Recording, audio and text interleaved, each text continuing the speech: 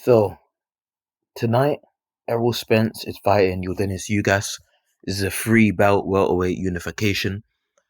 Spence holds the IBF, WBA, and IBF and WBC. I mean, that's what Spence holds. Whereas Ugas holds Spence holds the IBF and WBC, and I believe Ugas holds the WBA. And yeah, because Ugas in his last fight he beat Manny Pacquiao and sent him to retirement. That was Pacquiao's last fight. And a good performance against Pacquiao. He was the slight betting underdog in that fight. And he put up a convincing win against Pacquiao. It wasn't controversial. He clearly won. And yeah, good win. And before that, he had a very, very controversial loss against Sean Porter, where I would say the majority, and by the majority, I don't mean 99% or anything like that. No, I mean like just more than 50%, I would say when I say, that's what I mean when I say the majority.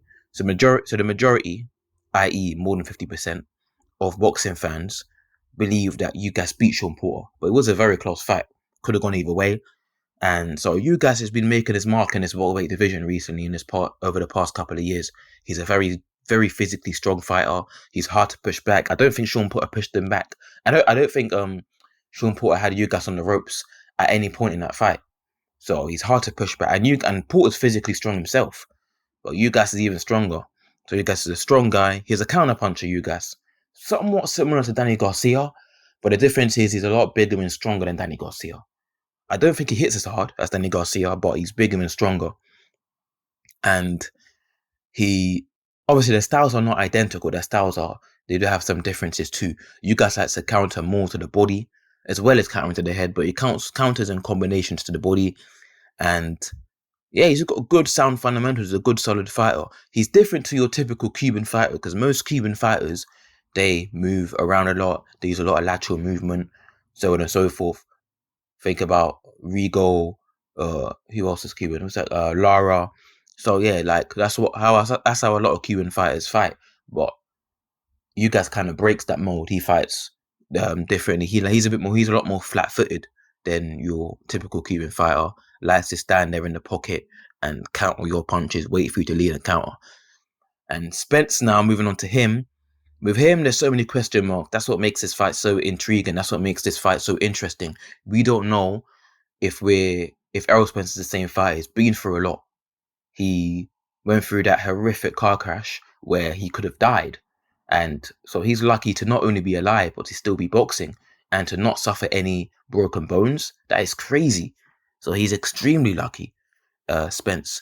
But we don't know if there's any residual damage after that crash. Because sometimes damage may take place in forms where it's not noticeable. So it might not be a broken bone or anything like that. It might not be noticeable. Or it might not be apparent straight away. And obviously he had the eye injury with the torn retina. But I suspect that potentially that car crash may have ignited or sparked and made it more likely for his retina to tear. I don't know. But yeah, that car crash. And Spencer's even said himself that he's had PTSD from that crash. There's times where he sees the car crash playing over in his mind and whatnot. So yeah, like that's not surprising, to be honest. So that could easily affect him in a boxing sense. I don't know if it will. So that's what this fight has so many unknowns, so many question marks. But the Spence that fought Sean Porter, he wasn't dedicated to the sport like he was a few years prior. He was ballooning up and away. I remember the first press conference for that fight against Porter, Spence against Porter, where Spence looked way out of shape. He looked a bit overweight. Not overweight. I mean overweight for an athlete standards he looked. And let's be real, I think he underestimated Sean Porter. He wasn't taking that fight too seriously. I think he trained hard in camp. But coming into camp, he was overweight. He was drinking up in clubs and stuff like that. He wasn't being dedicated to the sport.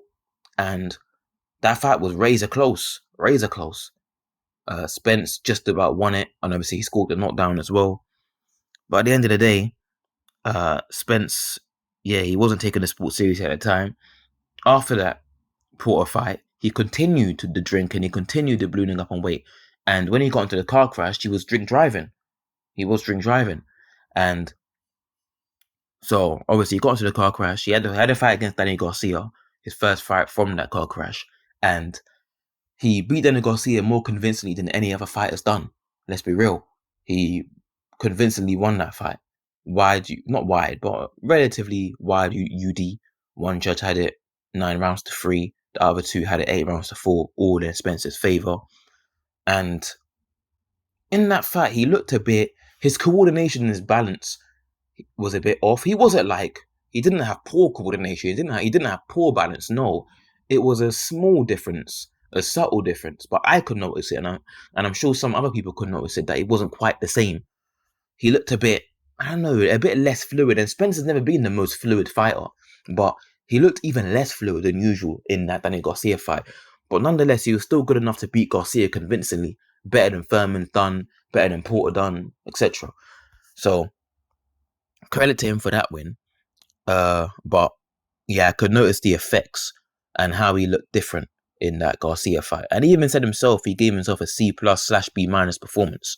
So yeah, since that Garcia fight, he had an eye injury, and I've already explained how potentially the car crash may have affected that, the chances of that eye injury occurring. I'm not saying that's definitely the case, but I'm saying that that's what I potentially suspect. And so he was going to fight Manny Pacquiao, but because of the injury, he had to pull out the fight about 2 weeks before, and Ugas filled in, beat Pacquiao. And so if we go back before, if we even go back before the Porter fight that Spence had with Porter, you go back to his fights back in 2019 against Mikey Garcia, and in 2018 against Lamont Peterson, against Ocampo, etc. Those guys. Spence was looking better in those days, in my opinion. The 2017 to 2019 Spence was looking really good. 2017 to early 2019. Basically, Spence before the drinking and the drive, and the drink driving and the drinking in clubs and the ballooning up on weight. The dedicated focus Spence. That's what Spence needs to try to return to if he wants to give himself the best chance of not only beating Ugas, but of also becoming undisputed. So, I say all that to say this. I think this fight's going to go either one of two ways. This is my prediction. Actually, before I get onto my prediction, overall, I think Spence is a better fighter than Ugas. When Spence is on his A game, when Ugas is on his A game, I think Spence, when you look at everything, I think Spence is the better fighter. I think technically he does most things better than Ugas. I think he's got a better jab. I think he's got slightly better punch technique. I think he applies pressure better. He cuts off the ring better. I think his footwork is better. I think his punch variety is a bit better. And I think just all around got better skills and fundamentals. I'm not saying Ugas has got bad fundamentals, he doesn't, but I think Spence's is better. The only thing I think Ugas maybe does better than Spence is counterpunching. That's about it. And so, yeah, if both fighters were at their best, I would say Spence is probably like a 70-30 favourite, 65-35 favourite. But considering everything that Spence has been through, that's what makes this fight even more intriguing, because there's so many unknowns. That's why I can see why a lot of people are picking Ugas, to be honest. I'm not saying I am, but I can see how people are picking him. And my prediction is, now let me get on to my prediction. My prediction is, I think that the fight is either going to go one of two ways. Spence is either going to put on the best performance of his career and be the first guy to stop Ugas. Well, I don't think Ugas has been stopped, has he? Anyone can correct me if I'm wrong in the comment section, but I don't think Ugas has been stopped before. But yeah, Spence is either going to become the first guy to stop Yordenis Ugas, or he'll put on a dominant display. So he either stop Ugas or he'll knock him down at least once or something like that, and put on the best performance of his career. I think that could happen. The reason why I say that is because I'm seeing the way Spence looks focused, driven. I think he looks in better shape aesthetically than he did in his last couple fights. His body, I know he's got a nutritionist, and also as well the fact that just seeing him in the media workout, he looks to be hitting harder than I've seen him in seeing him in the media workout. He looks to be hitting harder than what I've seen him in previous fights, such as the Danny Garcia fight. So I think Spence could put on the best performance of his career and stop Ugas, or Spence puts on the worst performance of his career, and the car crash is affecting him, and Ugas stops Spence.